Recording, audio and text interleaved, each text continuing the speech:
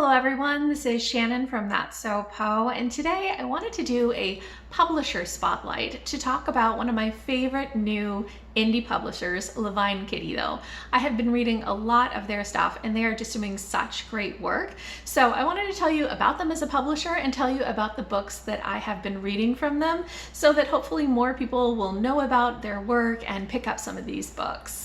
So first, let me tell you about Levine Querido.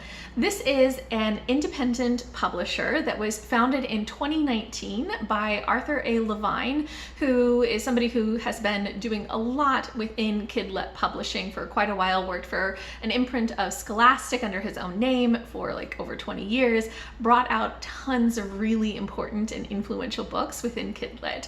And this kind of publishing house is designed to really focus on diverse voices. And so they have a real emphasis on BIPOC authors, queer authors, any sort of marginalized authors, as well as bringing over translated kidlit from other parts of the world. So I have been really impressed with just the breadth of all of the different stories that they are bringing into their line and all of the cool voices that they're highlighting. And not just me, lots of other people have been really impressed. They have gotten over 100 starred reviews. They've been on lots of best of the year lists, and their books have won a ton of different awards, including the Newbery Medal, the Lupe Medal, the Canadian Jewish Literary Award, American Indian Youth Literature Honor, and others. So they are just doing such incredible work already within the 3 years since they've been founded, and there are so many books that they have published that I have read and so many more that I want to read. So let me talk about all of the books that I have read so far by them. All of these are really great books. I've loved all of them and I would definitely recommend them. So if any of these appeal to you, give them a try. I'm just going to give a really brief description for each of these so that you get an idea of the breadth of books that are being published by them. So first, let's start with picture books, beginning with Osnat and Her Dove by Sigal Samuel, illustrated by Vali Mintzi. So this is a picture book about the first female rabbi. And so it is beautifully illustrated, really great colors, and just tells that story of this historical character who was the first female rabbi.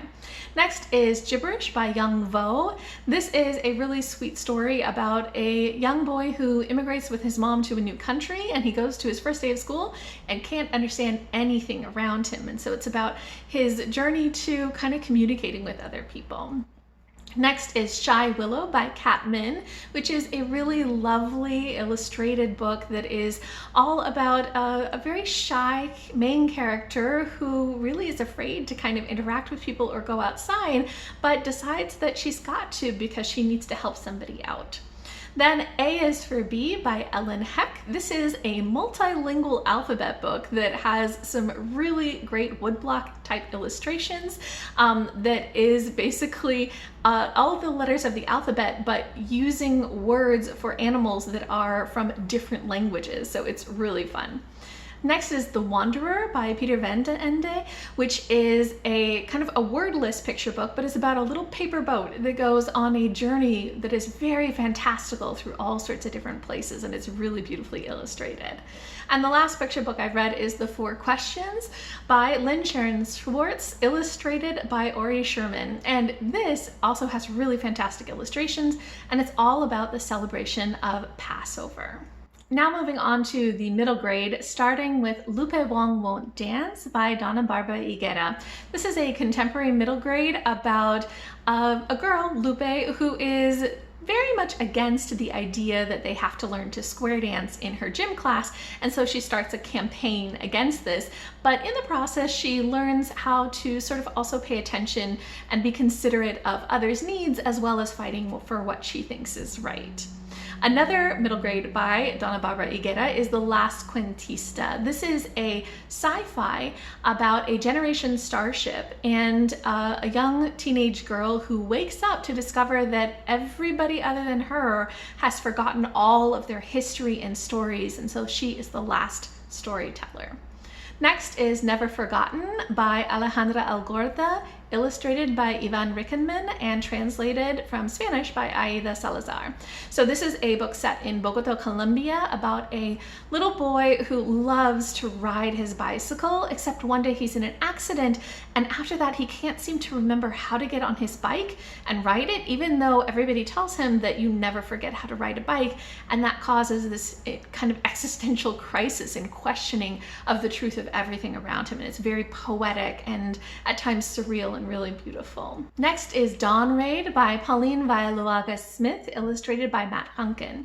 This is a historical fiction set in the 1970s in New Zealand and is in the form of diary entries of a middle school girl who is dealing with all the normal middle school stuff in life, but also kind of coming into political activism as she learns more about the Polynesian Panthers and how racism is sort of affecting her Samoan New Zealand family. And so she becomes involved in the civil rights movement. And lastly is Aviva versus the Dybbuk by Mari Lowe, which is a contemporary set in an Orthodox Jewish community about a middle school girl who is dealing with a lot. She and her mom have a lot of grief and trauma, and her mom's especially depressed after her dad had passed away a few years before.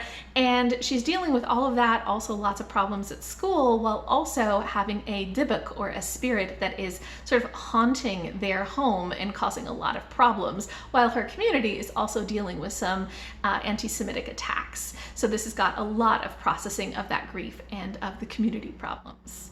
And then we've got YA, starting with Alatsue by Darcy Little Badger, which is a paranormal fantasy murder mystery where a teenage Lipinapatchi girl has to use her sort of abilities to bring up the spirits of dead animals to help her in her quest to uncover what happened in her cousin's death and really get help from her friends and family around her.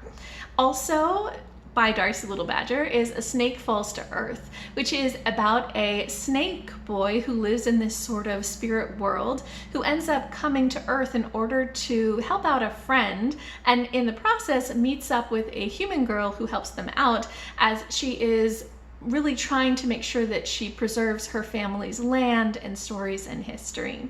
And the last YA is Oxy by Mari Ahokoivu, translated from Finnish by Silja Maria Arunpuro. This is a graphic novel that is basically a very dark fantasy mythology style story with quite a lot of violence, by the way, that is about a bear spirit who has a couple of children, and one of her cubs is very unlike the others and is also very into different kinds of magic and is rather dangerous. It's quite beautiful but very dark. Okay, so I hope that this gives you an idea of some of the books that Levine Querido is publishing, the breadth of them, the types of stories that they are going for. There are plenty of other books that they have published that I haven't even gotten to yet, but all of them are ones that I want to pick up because they're doing such an amazing job, and they're constantly coming out with new books that are really, really cool. So I hope that you guys, if you haven't picked up anything by Levine Querido, will give them a shot and try one of them, maybe one of the ones that I mentioned, or you can go ahead and check out their website. I have it linked below, and see if anything else in their catalog is interesting you.